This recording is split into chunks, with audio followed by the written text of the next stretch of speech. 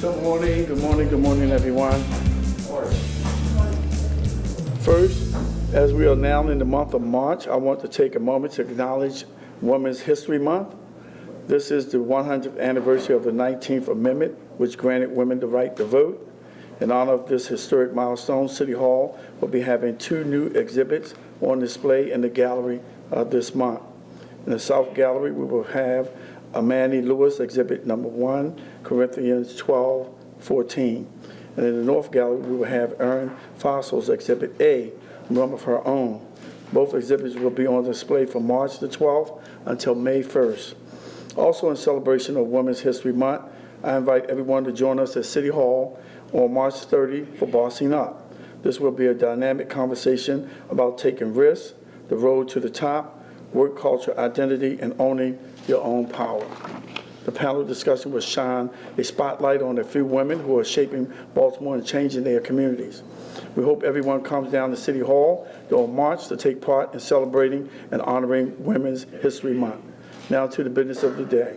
About a month ago, when things were still very new and unclear, I asked our health commissioner to brief the public on Baltimore City's preparation for the coronavirus. Today, I've asked Dr. Sarasa to come back and provide another update for the public. We're also joined by Secretary Robert Neal of the Maryland Department of Health. So now I'll turn it over to our health commissioner, Dr. Sarasa. Good morning. The Baltimore City Health Department, in conjunction with the Maryland Department of Health, the Mayor's Office of Emergency Management, the Baltimore City Fire Department EMS, and local healthcare partners have been closely monitoring the outbreak of severe respiratory illness caused by the 2019 novel coronavirus. This morning, I would like to take a few minutes to talk about this new virus and how the health department and city agencies are working together to address it. The initial cases of the novel coronavirus, now officially known as severe acute respiratory syndrome coronavirus 2, were identified in December 2019 in people who had exposure to a seafood and live animal market in Wuhan City, Hubei Province, China. The first lab-confirmed case in the U.S. was announced on January 21st in a Washington State resident, and as of the evening of March 3rd, there are more than 115 lab-confirmed cases in the U.S., and there have been 9 reported deaths in the U.S. from coronavirus disease 19, also known as COVID-19. The information we have on novel coronavirus transmission and spread is rapidly evolving. The risk assessment to the general public is being updated regularly by the Centers for Disease Control and Prevention as they monitor the spread of COVID-19 across the country. According to the CDC, the current risk assessment for most of the American public who are unlikely to be exposed to the virus at this time is considered low. We do recognize that older adults may be more susceptible to more severe disease, and we strongly urge the preventative measures that I will outline in the next few minutes to protect all of our loved ones. The symptoms of COVID-19 include cough, fever, shortness of breath, and in some instances can lead to pneumonia. There is no virus-specific treatment at this time. Experts are at work developing a vaccine, but it has to be tested to ensure safety and efficacy before widespread distribution. Pending vaccine availability, the CDC suggests supportive care, including rest, hydration, pain control, and supplemental oxygen as needed to manage and relieve symptoms of COVID-19. In Baltimore, we are taking the 2019 novel coronavirus outbreak very seriously. The Baltimore City Health Department has been monitoring for the virus and preparing for possible cases in Baltimore since early January. Several weeks ago, the Health Department activated our incident command structure, and over the past 2 months, we have worked with the CDC, the Maryland Department of Health, city hospitals, the Mayor's Office of Emergency Management, and the city's EMS to coordinate efforts to quickly identify individuals who should be tested for COVID-19. We have also conducted inventories of critical medical supplies, such as masks and other personal protective equipment. We have been working with academic institutions and healthcare partners to provide guidance on planning and preparation for possible widespread transmission in Baltimore. As Mayor Young mentioned, we held an initial press conference about a month ago to discuss our initial preparation and planning for coronavirus. The mayor and his cabinet have also been briefed on ongoing efforts around coronavirus preparation, and we are working closely with the Mayor's Office of Emergency Management to ensure widespread city agency readiness. We have worked with Baltimore City Public Schools around messaging to students and parents.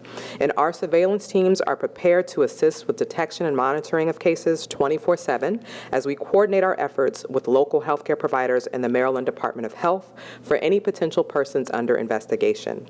We have developed a website with information for the general public and partners, and we are providing regular messaging to the public via our social media around COVID-19. Baltimore City residents should understand that their local, state, and federal governments are preparing should the COVID-19 outbreak get worse. Experts say in coming weeks and months, we can expect to see more cases in the United States and worldwide. Additionally, because the CDC has expanded its definition for persons under investigation, we can expect to see more people in Maryland meeting the criteria for testing. In an effort to prevent the spread of the novel coronavirus, I urge Baltimore residents to take everyday preventative actions that are always recommended to help stop the spread of respiratory viruses. If you are ill, please stay home and do not go to work, school, or travel. Wash your hands often with soap and warm water for at least 20 seconds.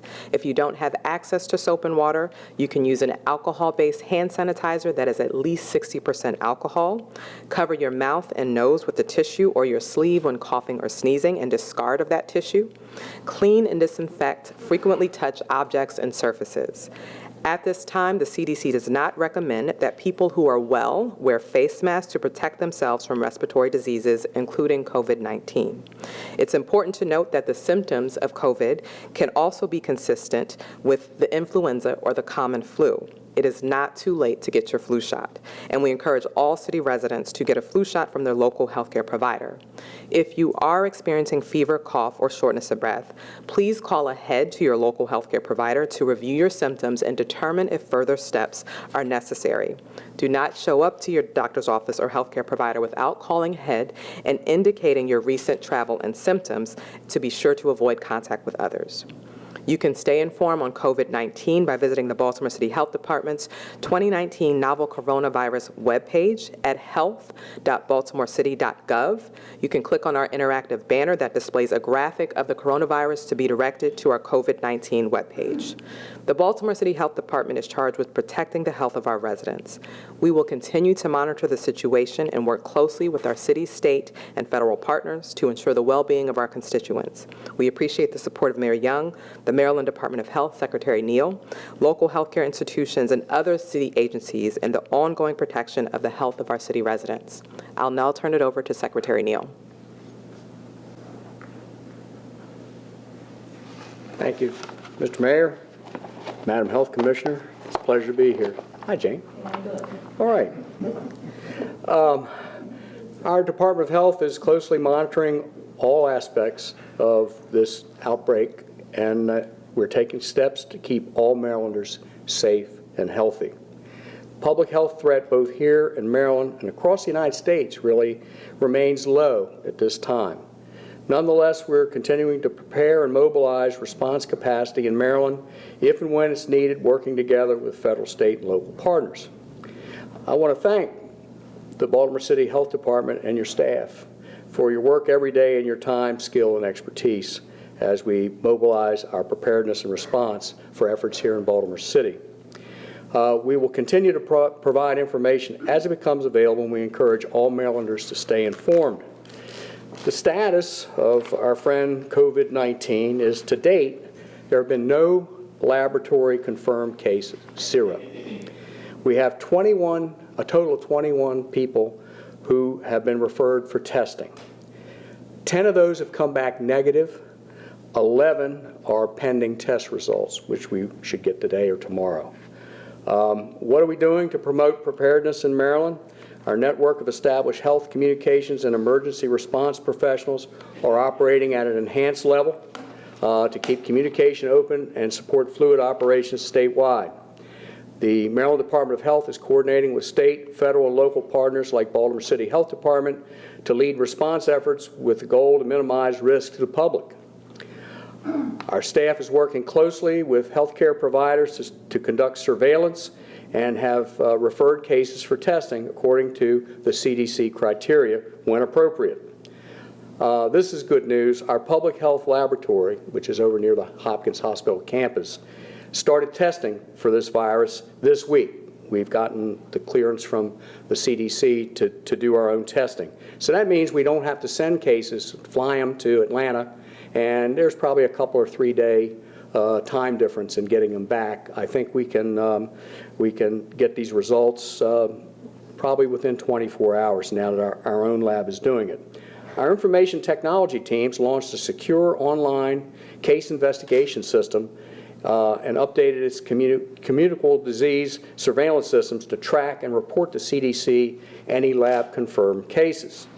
Our preparedness and response teams is inventorying all available sources at hospitals, local health departments, federally qualified health centers, long-term care facilities, dialysis centers, and other health care partners. Our infectious disease experts, and we have many in Maryland, are providing weekly briefings to all local health departments and health care facilities and have issued guidance to clinicians across the state. We've also, the health department is coordinated with colleges and universities. You may have read that the University of Maryland called back a lot of the students studying abroad in Italy because Italy is an enhanced, heightened country. So we're doing that, and we're working with higher education. We're actively engaged with returning travelers to ensure that they have the information they need and are also following CDC guidance to protect the health and safety of those travelers. The CDC's updated their criteria that if you're asymptomatic and you come back from one of these countries, the guidance is for you to self-isolate for a couple of weeks. And we're trying to figure out a way to keep in contact with those people and monitor that they're actually doing that. What can Marylanders do to prepare? The health commissioner beat me to the punch, but wash your hands and frequently, and cover your mouth, sneeze into your elbow, avoid close contact with people who are sick. If you are sick yourself, please stay home, and avoid touching your eyes, nose, and mouth. Build a preparedness kit, because what's going to happen is if a family or a person in a family gets affected, if they're not requiring hospitalization, they're going to be asked to sort of isolate themselves at home. And so you need food and water and any other staples that you need in a normal household. So we're urging people not to clean out all the shelves and all the stores, but to get things in their pantry that they could actually weather a 2-week stay at home and do that. And don't forget your pets, and please don't forget the diapers. There's no vaccine. This is brand new, and that's important because it may take the better part of a year to develop a vaccine, and you're really gambling because this virus may change forms many times between now and the time the vaccine is validated. It will probably be better than no vaccine, but it might not be exactly on target. So we're on our own with good old-fashioned public health and everything because we just can't get vaccines. Speaking of vaccines, and I'm going to repeat what the health commissioner said, is get a flu shot. We're talking about this virus, and we should be. There are less than 200 cases nationwide. Flu in Maryland affected 10% of our population so far. 3,000 hospitalizations and 40 deaths. So paying attention to the flu is very important, and this is a twofer because if you do what you can to prevent your catching flu, you're also doing things that will keep you from catching this virus. We have stood up a website, health.maryland.gov. It is really the state's go-to website. Everything that we're doing is being updated regularly, and if I were you, I would go there. You could also go to the CDC site if you're looking for more national or worldwide information, but the health.maryland.gov, I think, will serve the people of Maryland well and keep them well informed. Again, thank you for this, Mr. Mayor. We're trying to get the word out every way we can, and we're trying to keep in close contact with everyone. I would just say one other thing. The deaths in Washington State. basically because it attacked a nursing home. And those are very compromised people right off the bat. And the one thing we know about this virus is that it is harder on older people and people with compromised health conditions. If you are a healthy man or woman in Maryland, you may get this, but it probably won't kill you. But if you have a compromised immune system or some other chronic health problems, this virus is not for you. Thank you, Mr. Mayor. Thank you. I just want to thank Secretary Neal and Dr. Sarasa for this information. I want to reassure our residents that we are taking all appropriate steps to prepare Baltimore City if we do get cases. Our health commissioner has been ahead of the curve, and she has my full confidence as she leads our effort to ready the city of Baltimore. Now, we'll take a few questions. Some cities have put out statements to say, tourism is still active here, we're not canceling any conventions. Is Baltimore the same? We're not canceling anything, not at all. We're still welcoming tourists? Still, yes. Okay, thank you. Thank you. Thank you, Mr. Secretary. The Mayor's Bicycle Advisory Commission has helped accelerate and advance Baltimore's commitment to bicycling and as a viable form of alternative transportation recreational activity. The commission purpose is to serve in an advisory capacity to the mayor's office and city departments on issues related to promoting bicycling as a safe and convenient form of transportation and recreation. This year, the commission has decided to recognize individuals and organizations making contribution to our city through biking. And now we'll have Terrence Jennings from the MBAC come up and tell us more about the awards. Terrence? Thank you so much, Mary Young. Good morning, ladies and gentlemen. I'm Terrence Jennings, Vice Chair of the Mayor's Bicycle Advisory Committee. I'm elated to stand here in front of you all this morning to announce the Mayor's Bicycle Advisory Committee Awards. First, I want to thank Molly Gallant, who serves on the commission, for formulating this initiative. The Mayor's Bicycle Advisory Commission Awards acknowledges the contributions to the Baltimore City community through biking by Baltimore City organizations, businesses, individuals, and youth. The Mayor's Bicycle Advisory Commission is seeking nominations for the following categories. Organizational awards. This award highlights an organization or group that has made a significant contribution to help the City of Baltimore achieve its Complete Streets objective and the bikeability of Baltimore communities. The organization or group must be based out of Baltimore City. Business awards.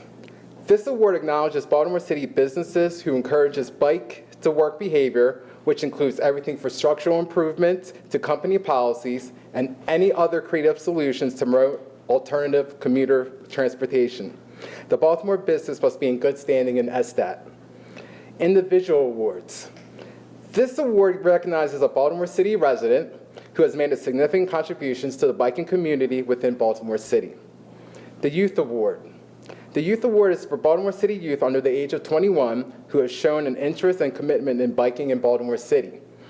This can be a cumulative of 50 hours in volunteer biking programming, bike advocacy, partnerships and bike clubs, or commitment to the bike transportation for school, work, or recreational use in Baltimore City. The 4 award recipients will be acknowledged by Mayor Young at the Bike to Work Day event that will be held on May 15th. The award recipients will also have the opportunity to attend lunch with Mayor Young as well. Nominations must be submitted by Monday, April 27th, 2020. Please submit nominations to myself, Terrence Jennings, at baltimorecity.gov or Molly Gallant at baltimorecity.gov. Thank you all so much, and thank you, Mayor Young, for having me here. Any questions for that? Okay. Thank you all. Now we have Commissioner Harrison come up and provide us with a public safety update. I know you have tons of questions for this. Good morning, Mr. Mayor, and just to give you all a recap of this weekend. Since Friday, there have been 2 homicides and 8 non-fatal shootings, and of these incidents, 3 of these incidents occurred indoors. 2 of these incidents involved siblings. Over the weekend, we arrested 19-year-old Singleton Blake Duppins for the murder of his brother 26-year-old Graham Blake, which occurred indoors. And there is an arrest warrant out for Jelante Davis in the shooting of his brother, which also occurred indoors, who, by the way, expired this morning, and that warrant is being upgraded to a murder warrant as we speak. We also arrested Dante Lipson and Langdon Carter, who were both suspects in 2 separate shootings. So this year alone, there have been 7 murders that occurred indoors, with 2 suspects killing a parent and 2 suspects killing their brothers, which speaks to the culture of violence that you've been hearing us talk about, and which also demonstrates what the data supports, that a large percentage of these incidents are between people who know one another or know of one another. All right. Thank you. Any questions? Commissioner, there's been a couple of incidents concerning conduct, off-duty conduct, really, of your officers. How do you address that issue when you've got, they obviously these incidents make news, and you have this problem to begin with. So Well, what are you doing about it? So those things are under investigation. They've been brought to our attention and are under investigation by our Public Integrity Bureau. And for things that rise to a criminal matter outside of the city, those things are under investigation by that jurisdiction. And certainly, we take off-duty conduct very seriously, and that's part of the culture change that we're working on in our department, to make sure we have strong policies that make sure our people are performing to performing their best ability on duty, but also complying with the law and our policy when they're off duty. Mayor, may I ask you a question related to public safety? Sure. The Republican members of the House in Annapolis have proposed a bill that would give the governor emergency power to flood the city with outside prosecutors, police, judges, I guess, judges included in that. How do you respond to that?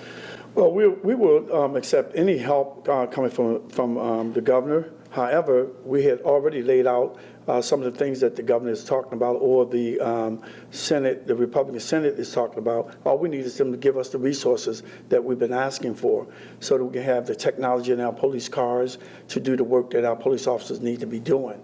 I think they call it T-tickets, e-tickets, where our police cars could be equipped with those type of things that can help us drive down crime, because a lot of people are driving with suspended license, no insurance, registration expired, and that's the way we can probably catch guns and drugs and get some of these criminals off the streets of Baltimore. So we're looking for those resources. We've been waiting for those resources, and we'll accept any resources that the state can give us. Is that a yes or no to that plan? That plan is political posturing, and I'll leave it at that. Any other questions? Thank you. Thank you.